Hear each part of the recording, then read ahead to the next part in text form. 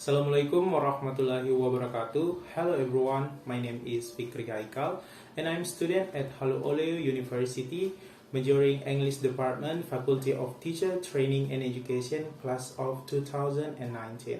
So in this video, I would like to explain my lesson plan. So let's start it. Pada RPP yang pertama kita akan melihat identitas dari RPP tersebut. Adapun yang termaksud ke dalam identitas RPP seperti nama sekolah, di sini saya menggunakan SMA Negeri 11 Bombana. Yang kedua yaitu mata pelajaran, tentunya pelajaran bahasa Inggris, kelas garis miring semester yaitu kelas 10 semester genap. Materi pokoknya itu membahas tentang teks naratif, lebih tepatnya yaitu informasi terkait legenda rakyat. Alokasi waktunya yaitu 2 jam pelajaran dikali 45 menit. Oke, kita masuk poin A yaitu membahas tentang kompetensi inti. Dalam kompetensi inti ini terdiri dari beberapa poin, yaitu KI 1 sampai KI 4. Yang pertama KI 1 dan KI 2. Dalam KI 1 dan KI 2 ini berkaitan dengan kegiatan religius serta pengetahuan sosial peserta didik. Selanjutnya KI 3. Dalam KI 3 ini berfokus pada skill, knowledge yang sesuai dengan minat dan bakat peserta didik. Dan yang terakhir yaitu KI 4. Dalam KI 4 ini berfokus pada performance dan skill siswa. Selanjutnya kita masuk ke poin B, yang mana dalam poin B ini terdiri dari kompetensi dasar dan indikator pencapaian pembelajaran. Yang pertama yaitu kompetensi dasar. Dalam kompetensi dasar ini merupakan kemampuan yang harus dikuasai oleh peserta didik, yang mana kompetensi dasar ini menjadi acuan dalam pembuatan indikator. Seperti yang teman-teman lihat dalam RPP ini terdapat 2 kompetensi dasar. Dari 2 kompetensi dasar ini muncullah beberapa indikator seperti yang dapat teman-teman lihat. Oke, dalam merumuskan indikator juga harus menggunakan kata kerja operasional atau biasa yang disebut dengan KKO. Selanjutnya poin C yaitu tujuan pembelajaran. Dalam tujuan pembelajaran ini sama halnya dengan indikator pembelajaran. Kemudian bagian D yaitu materi pembelajaran. Terdiri dari yang pertama fungsi sosial. Adapun fungsi sosial mendapat hiburan, menghibur, mengajarkan nilai-nilai luhur, mengambil teladan. Yang kedua yaitu struktur teks. Dapat mencakup yang pertama orientasi, komplikasi, resolusi, dan orientasi ulang. Yang ketiga yaitu unsur kebahasaan.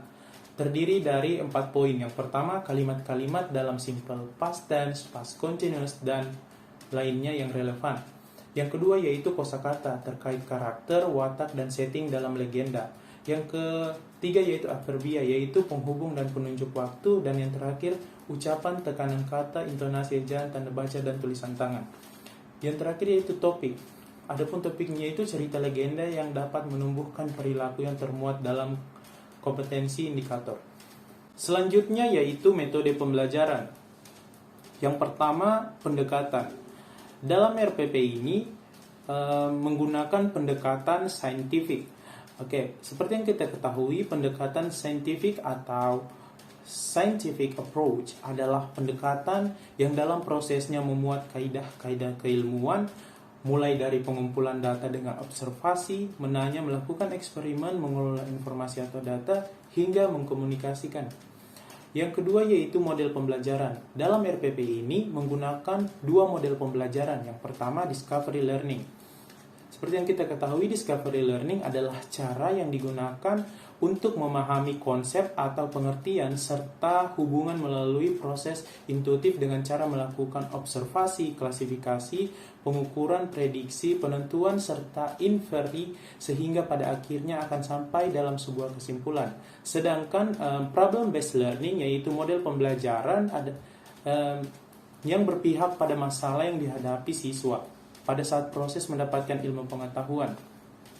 Adapun metodenya yang digunakan dalam RPP ini yaitu tanya jawab, wawancara, diskusi, dan bermain peran.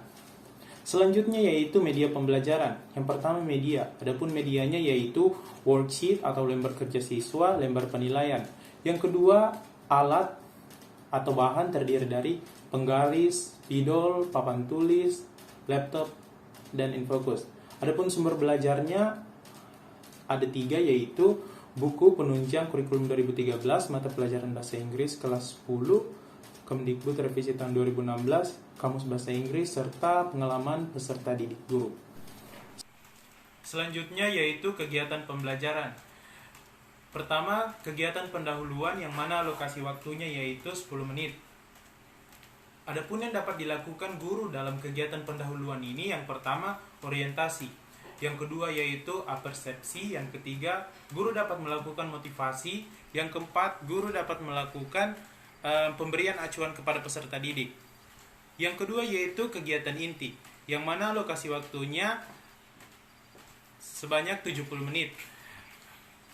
Yang pertama ada sintaks model pembelajaran, stimulation atau stimulus pemberian rangsangan kepada peserta didik. Adapun kegiatan pembelajarannya, yang pertama kegiatan literasi.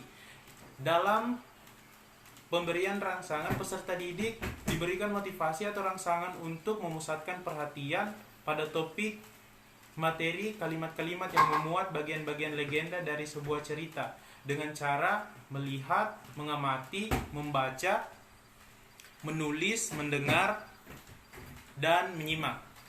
Yang kedua ada problem statement atau pertanyaan identifikasi masalah, yang mana dalam problem statement ini guru memberikan kesempatan pada peserta didik untuk mengidentifikasi sebanyak mungkin pertanyaan yang berkaitan dengan gambar yang disajikan dan akan dijawab melalui kegiatan belajar mengajar. Contohnya mengajukan pertanyaan tentang materi.